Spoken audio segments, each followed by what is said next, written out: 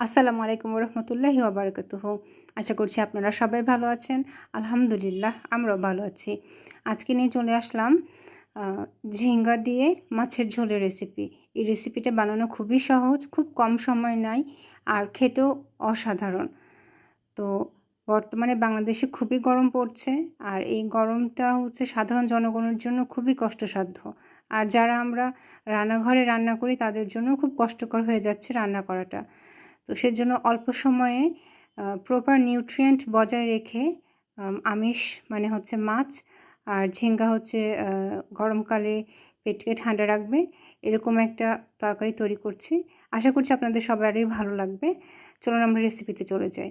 এখানে ঝিঙ্গার খোসা ছাড়াই নিয়ে একটু মোটা মোটা করে মানে ফালি করে নেওয়া হয়েছে।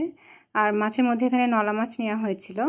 আপনারা রুই, কাতল, সিলভার কাপ, মৃগেল যে কোনো ধরনের বড় সাইজের মাছ নিতে পারেন।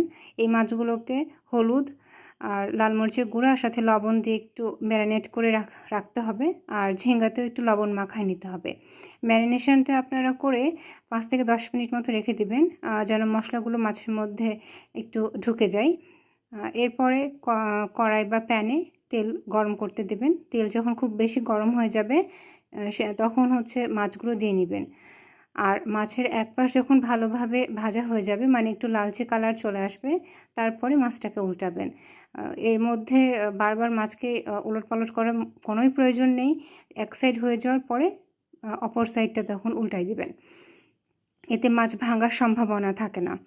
তো এদিকে মাছ ভাজা যখন প্রায় শেষের দিকে হয়ে যাবে তখন এক সাইডে যেই ঝিঙ্গাগুলোতে আমরা লবণ মাখা রেখেছিলাম ওগুলো হচ্ছে কড়াইয়ে দিয়ে নিব। আর ভাজা মাছগুলো আলাদা একটা বাটিতে তুলে রাখতে হবে।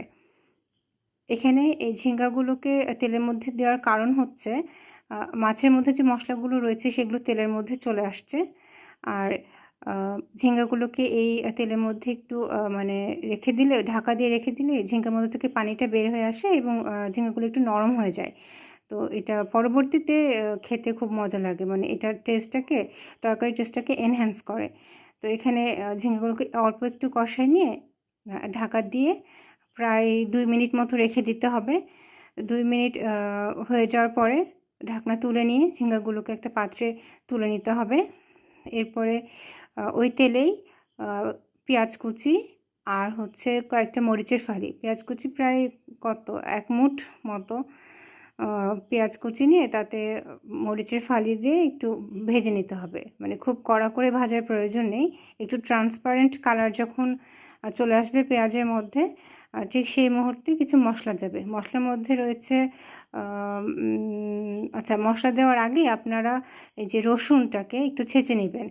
এরকম কুচি রসুনের থেকে এরকম ছেঁচা রসুন যদি দেওয়া হয় যে কোনো মাছের তরকারিতে তাহলে ভীষণ রকম মজা হয় খেতে।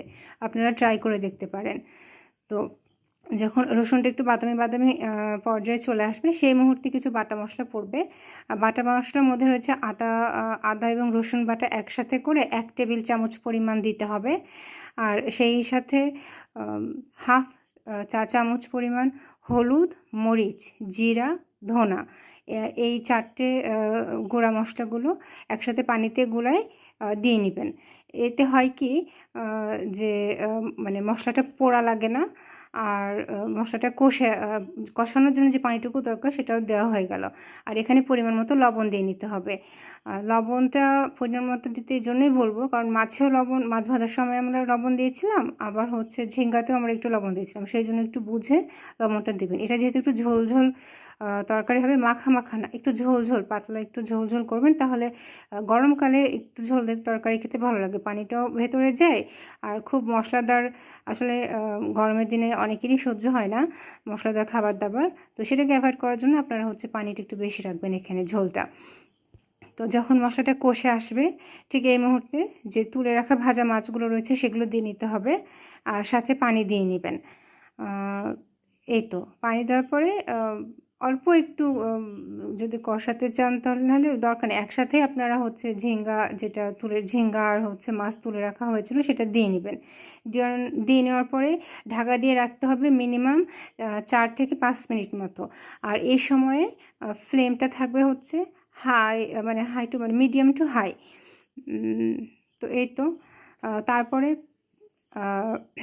যখন এটা হয়ে যাবে 4-5 মিনিট পরে বাসাতে টমেটো ছিল, সেজন্য টমেটো একটু কেটে নিয়ে উপরে উপরে দিয়ে নেওয়া হয়েছিল। এতে টেস্ট খুবই মানে ভীষণ রকম ভালো এসেছিলো।